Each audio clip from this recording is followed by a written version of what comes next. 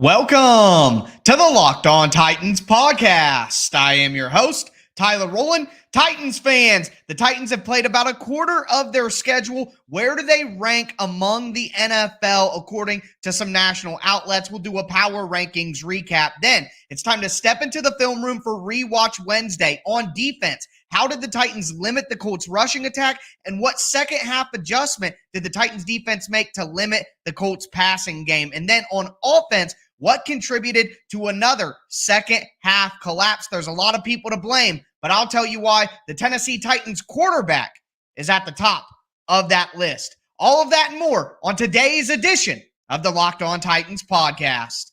Let's get it. You are Locked On Titans, your daily Tennessee Titans podcast, part of the Locked On Podcast Network, your team every day.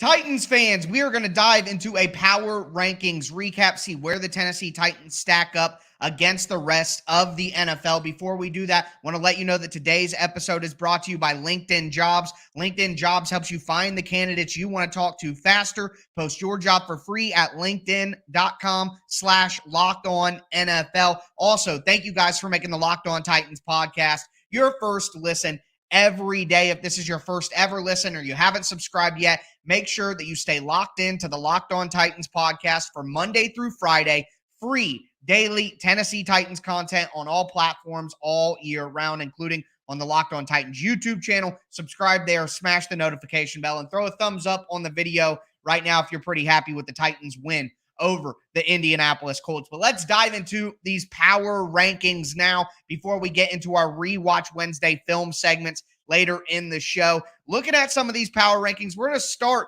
with The Athletic, and The Athletic does a good job. I like the publication, but their power rankings were rather curious. They have the Tennessee Titans ranked 19th in the NFL. Down in the comments below, let me know where you think the Tennessee Titans rank within the NFL. What place would you have them in? But, 19th, I get that the Titans haven't looked great at times this year, but they do sit at 2-2, and they have had some great moments. They're one of the best first half teams in the NFL, and they've had their struggles in the second half, but the defense has come up clutch multiple times to allow the Titans to win these games when they don't score in the second half. I don't see how you could have them 19th. And not only that, I don't see how you could have the teams that are ahead of them set there in front of the Titans. Number one, the Cardinals. The Cardinals? I don't believe in the Cardinals. It's a new year. I don't understand. The Falcons? Look, the Falcons have been solid. No doubt about it. Shout out to our prince, Arthur Smith. But the Falcons are better than the Titans? I don't believe that for a second. The Browns with Jacoby Brissett are better than the Titans? No way, man. Get that out of here. That's insane. The Broncos, not a chance. Not a chance. The Vikings, I'll at least hear the Vikings. They're 3-1. I'll at least hear that. But I'm sorry. If the Titans played the Vikings right now, there is no way the Titans would lose to the Vikings. I'm sorry, I do not believe that. And you guys know that I am one of the pessimistic Tennessee Titans content creators out there. I'm more usually on the conservative side of things when it comes to the Titans. I'm not one of the more optimistic people out there. It's a reality. But the Vikings, the Chargers, and I know this team is good, and I know they won the Super Bowl last year, but the Rams offensive line can't block a soul. I don't believe that the Titans would lose to the Rams. I think the Titans would beat all of those teams. The Cardinals, the Falcons, the Browns, the Broncos, the Vikings, the Chargers. The Chargers and the Vikings might be the toughest task right there. But I think that's insane. 19th, the Athletic. Get out of here with that. A more logical, reasonable ranking comes from my guy Dan Hansis at the NFL Network. from the from the Around the NFL podcast. Shout out those guys. He has the Titans at 12th.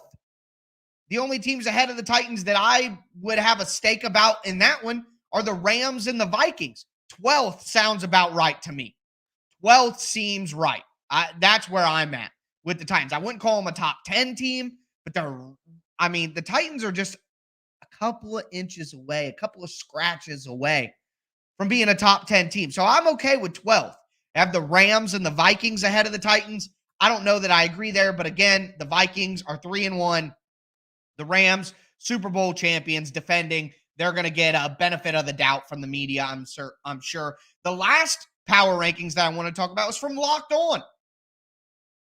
Power rankings that I vote on.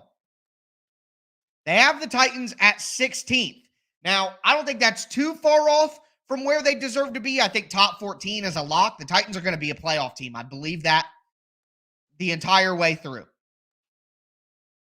But 16th, at least, I can chomp it down.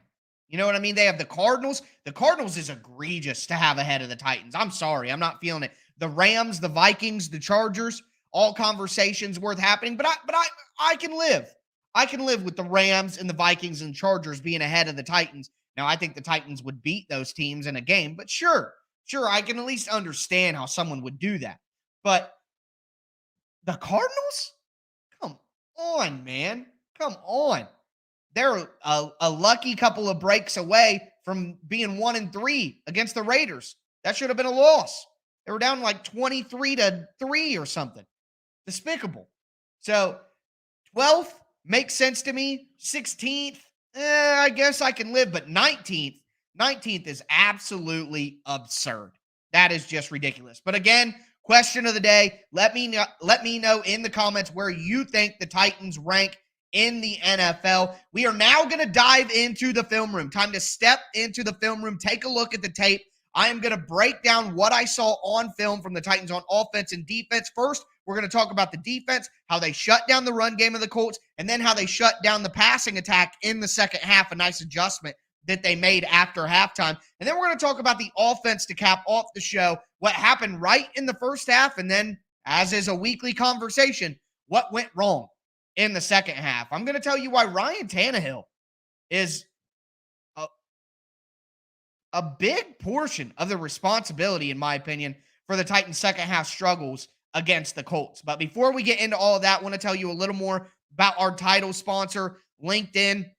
So I just think it's perfect to have LinkedIn and Locked On together as friends in the business space. It just sounds so good. And as you gear up for the fall and the winter, you want to make sure that your small business is firing on all cylinders. LinkedIn Jobs is here to make it easier to find the people you want to talk to faster and for free. You can create a free job post in minutes on LinkedIn Jobs to reach your network and beyond to the world's largest professional network of over 810 million people. All you do is add your job, and then the purple hiring frame will send it out to everybody in the network to make sure that you can find the right people to hire. They have simple tools like screening questions that make it easy to focus on the candidates with just the right skills and experience so you can quickly prioritize who you'd like to interview and then ultimately hire. It's why small businesses rate LinkedIn Jobs #1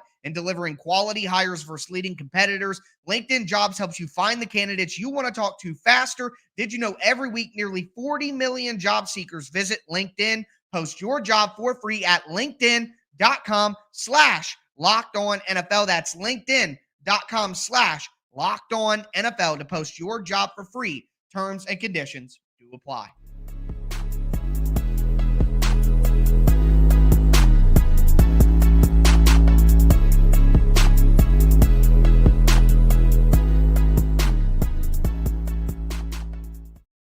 Titans fans, it is time. My favorite time of the week. Let's step into the film room, talk about what I saw on tape from the Titans. As I always do, I'm going to have my Tic Tac Tuesday film thread from Twitter. I'm going to have the link for that down in the description of the video so that you guys can check it out. It's going to be in the description of the podcast as well. so that you can quickly see all of the film clips that I put together. It's all in a nice thread. Even if you don't have Twitter, you can still click the link and scroll through the Tic Tac Tuesday thread. Again, guys, there are copyright issues on YouTube with monetization and my company, and I can't post the film directly on the YouTube page, but it's all available with one easy click from the description. So let's dive into the tape here. We are going to start with the defensive side of the ball. The offense will be to cap off the show, but on defense. So I was worried about the Colts shotgun run game. I was worried about how the Colts would down block with the play side offensive line, and they take pullers from the backside and attack the Titans like that. The Giants had a ton of success in week 1 against the Titans with those types of plays. So I was incredibly concerned about how the Titans would hold up against that shotgun run attack, against those pin pull plays that the Colts have used against the Titans in the past, and the Giants had a ton of success with in week 1. Well, the Titans just did a phenomenal job with hemming that up. And in my opinion, a lot of it had to do with Matt Ryan not being a running threat. So what the Titans like to do with these situations is they like to take their defensive end, and they like their defensive end to crash down into the interior of the formation. That's what the Titans like to do, and then they'll have their linebackers kind of scrape out to the outside. Well, if the defensive ends don't have to worry at all about the quarterback run in any way, they can crash hard. So what's happening is the Colts are down blocking, leaving the Titans' edge unblocked, and then they're pulling someone from the backside to come through and act as a lead blocker to kick out that defensive end who is unblocked. Well, the Titans' defensive ends were crashing down so hard and taking on those pullers that it was creating zero separation for the Colts offense. So Danico Autry one time specifically, I remember, crashed down so hard, Mo Alley Cox was pulling from the other side of the formation to take him on, and Danico Autry just drilled him. And now Mo Alley Cox can't kick Danico Autry out to create that seam for Jonathan Taylor. There's no seam. That forces Jonathan Taylor back into the interior of the formation where guys like Jeffrey Simmons, Tierre Tart, David Long, Dylan Colt, Joe Schobert were waiting for them.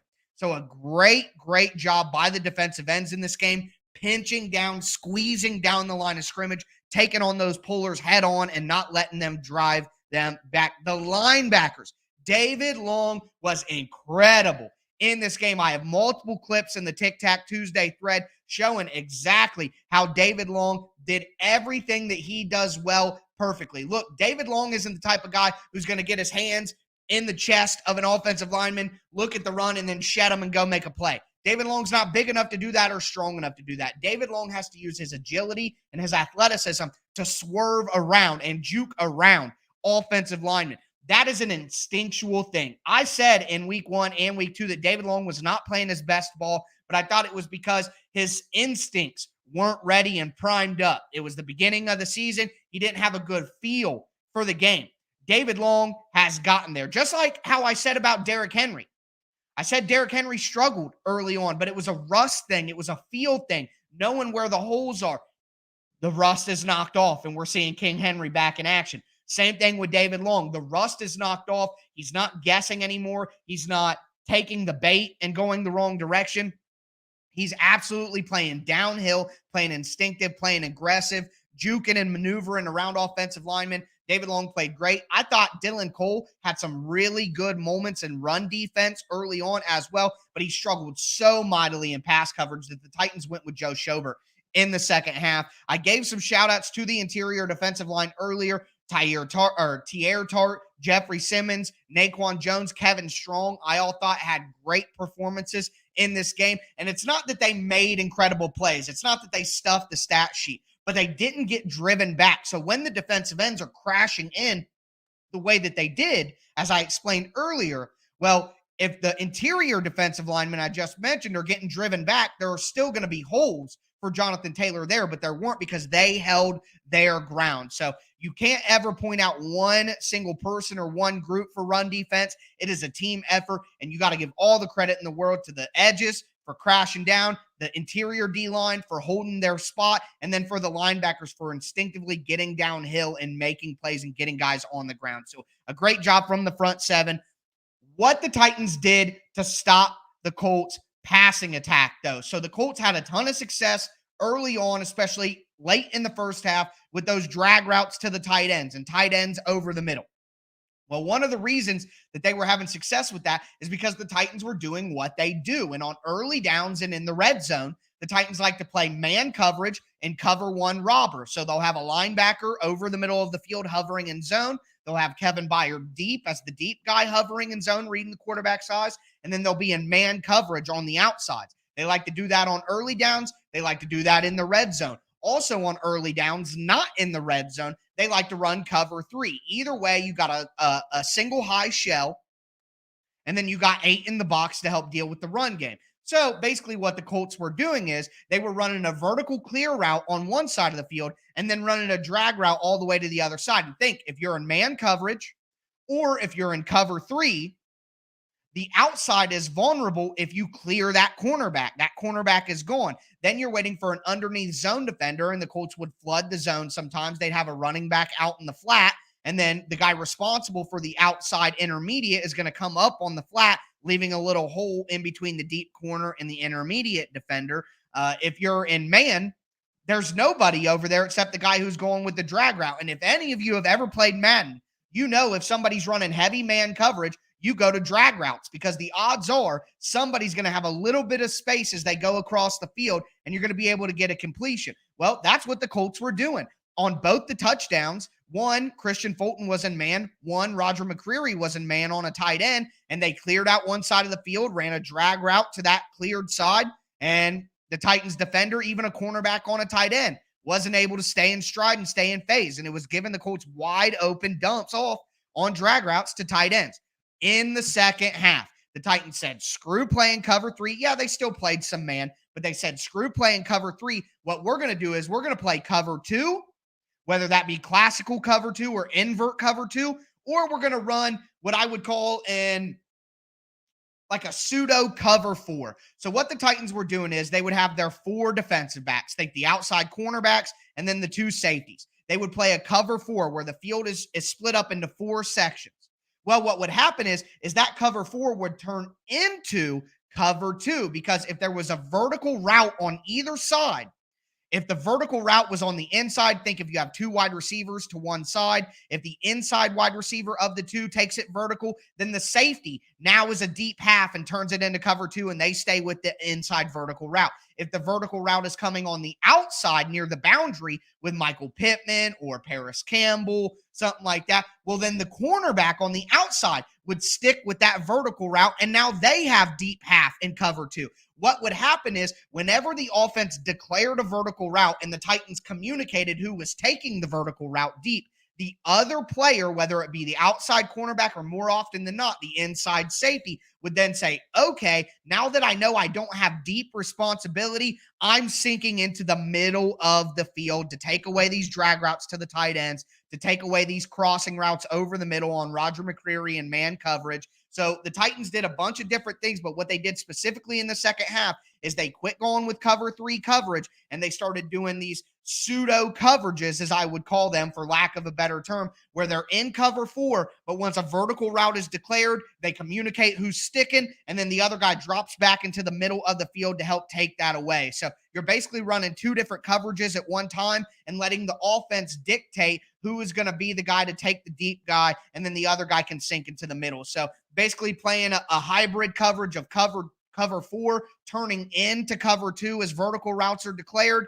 Just phenomenal stuff from the Titans to take away the intermediate and the drag routes for the tight ends for the Colts. It was just excellent stuff. So the last thing that I want to mention here is Joe Schobert played over Dylan Cole exclusively in the second half. I don't recall seeing a Dylan Cole snap in the second half. Schobert, while he's not as athletic and quick and instinctive and physical as Dylan Cole in the run game, Schobert is far better and far more instinctual in pass coverage. He knows where to drop. He knows how to pass off routes. He had the best defensive rating of anybody per Pro Football Focus on Sunday for the Titans, and I see why on my rewatch, seeing how well Joe Schobert played in coverage. So that's all of my film notes from the defense. Remember, the Tic Tac Tuesday film thread, the link is in the description right now. click on that. Even if you don't have Twitter, you can see all the clips and go through the thread that I put together, about 30 clips on offense and defense showing you guys what I saw. We're going to talk about what I saw on offense in just a second. Before we get into it, though, do want to tell you guys about BetOnline.net. BetOnline is your number one source this football season for all the odds, lines, and matchups. They have the latest player developments, team matchups, news, in-depth articles, and analysis on every single game. BetOnline is your continued source for all your sports wagering information. They have live betting. They have esports. They have NFL, NBA, MMA, boxing, golf, whatever you want. Whatever you want, they got it at betonline.net. So head there now. Use your laptop or your mobile device. BetOnline, where the game starts.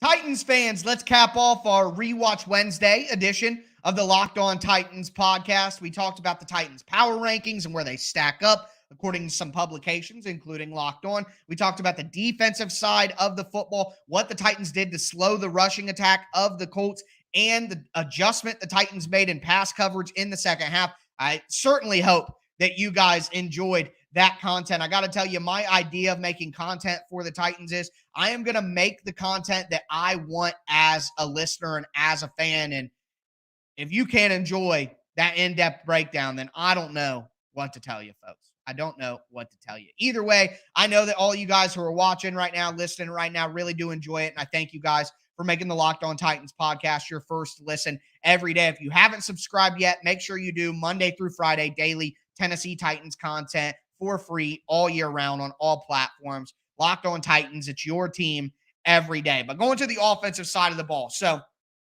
offense, Titans were creative in the first half. This is a trend. They were incredibly creative. We saw the wheel route to Chigakonkwo, which I broke down on the Tic Tac Tuesday film thread. Check that out. Link is in the description.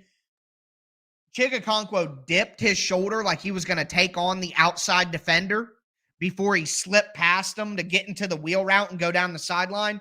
That is a nasty little detail that I'm sure the coaches taught him. And, man, that's just dipping that shoulder like you're about to hit somebody and then sliding through and going. That was beautiful stuff. But the creativity on display in the first half. Chigakonkwo on the wheel route, off play action.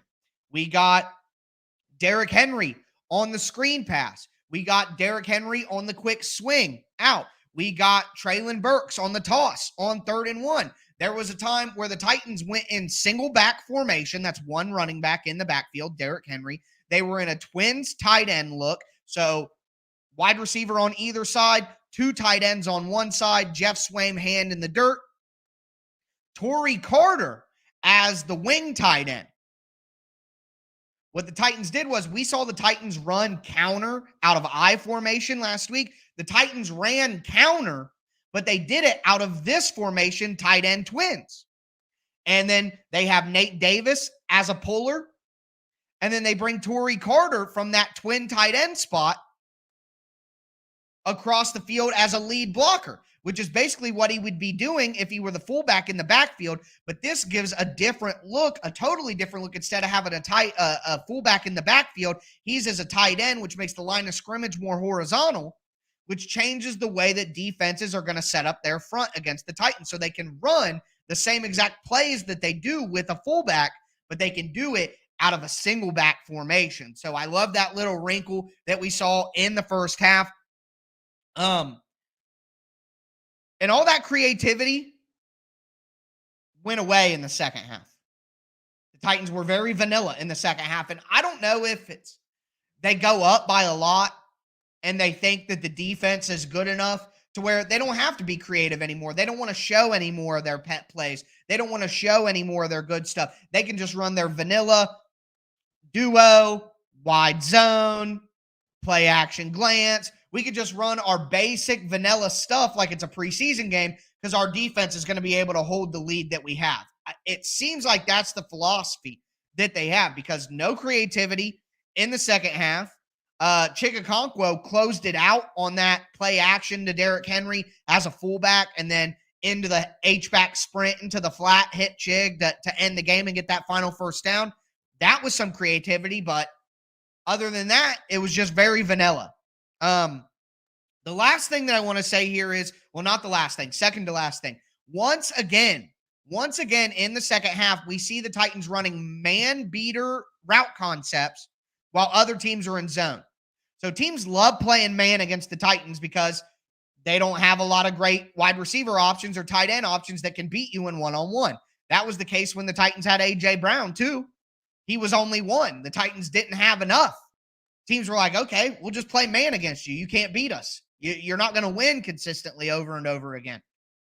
Okay? So the Titans are like, oh, it's third down. They're going to play man again.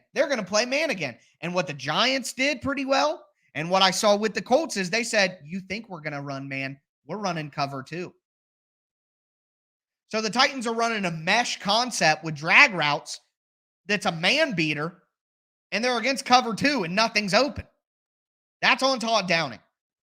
You have to be more predictive in your play calling.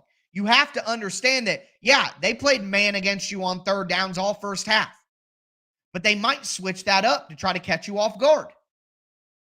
And he's just never ready for it. He just never gets the play call right to defeat the defense when the teams adjust in the second half. It just rarely happens. That's part of the problem. The last thing I want to mention is something I teased at the beginning, though. It's in there. Go look at the clips. The film don't lie.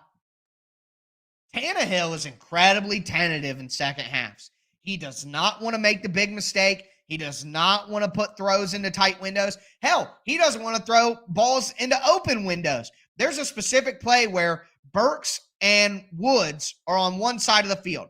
The Titans do a play action fake like they normally do. Treylon Burks runs a deep 7 route where he kind of bends inside and then takes it to the sideline. Robert Woods runs a deep in route. The deep in route is wide open. The linebacker doesn't drop back to cover that spot as Woods is breaking inside. Tannehill has time in the pocket. He has a ton of space. He just doesn't throw it in there. I don't know how else to explain it. He just doesn't throw it in there. My guy Will Lomas made the point that Tannehill, logically, the linebacker should be dropping into that area. So that's what. Well, Tannehill has to be able to survey the field and say, oh, I know that the linebacker normally does this, but the defense made a mistake, and now I'm going to capitalize. The defense made a mistake, and now I'm going to take advantage. Why can't Tannehill do that? Why is that asking too much of Ryan Tannehill to expect him to, the defense made a mistake? Yeah, normally the linebacker would be right there, but he's not right now, and Woods is wide open over the middle of the field for a big gain. Throw the ball. There was another example where the Titans were in a man-beater concept, drag routes, trips on one side. The Colts did run man. Treylon Burks runs a drag route that if Tannehill just throws a touch pass, a lob pass, Burks runs forever. He's Forrest Gump. He is gone. Running and running like there's no one there. The routes on the other side of the field go across the field, so that pulls all the defenders that side. Treylon Burks is by himself on the other side of the field. All Tannehill had to do was lob it up, and he'd run right underneath it. Not only that, but earlier in the game, we all remember it, Burks runs a wheel route. He is wide open for a touchdown, and Tannehill sails it over his head. I'm sorry, guys. Tannehill has been good this year, but he hasn't been great. And these plays that we're talking about, yeah, the offensive line isn't awesome. Yeah, the play calling isn't awesome. Yeah, the Titans don't have a great skill position group. But Tannehill does nothing to lift people up. When everything's going bad and all the momentum is going wrong and the Titans can't get right, Ryan Tannehill isn't a guy to lift them up and save them in a big moment to get the momentum going the right direction. He's just part of the wave, just being taken away by the tidal wave of ineptitude as well. He doesn't stem the tide for them. He's good, but he's not great. And you need great quarterback play to overcome and be a great team in this league. So no matter what happens, Tannehill just isn't the guy. And these are small little things that I'm picking out to make a bigger point. But there have been a couple of little things every single week where it's like, why aren't you throwing the ball, Tannehill? Why are you trigger happy? Why aren't you stepping up in the pocket? I don't expect him to be perfect. But at this point, I can't expect him to lift up this team. He isn't a leader who's going to lift up the team and stem the tide when things are going bad. He's a guy who's going to be washed away with it as well. He is purely average. And as long as Ryan Tannehill is the quarterback, the Titans are going to have to be perfect on the offensive line, perfect with their pass catching group, perfect on defense, perfect on special teams, perfect decision-making with the play calling and with time management and all that. Everyone else has to be perfect because Ryan Tannehill isn't great. And that gives you a small margin of error. But that's going to do it for this Rewatch Wednesday. Hope you guys enjoyed. I'm going to be back with you guys tomorrow. It's Crossover Thursday. We're going to be talking with my guy, David Harrison from Locked On Commanders, and Chris Russell as well. So look forward to that. Make sure you subscribe. That's going to do it for me today, though, folks. As always, I am your host, Tyler Rowland, and this was Locked On Titans.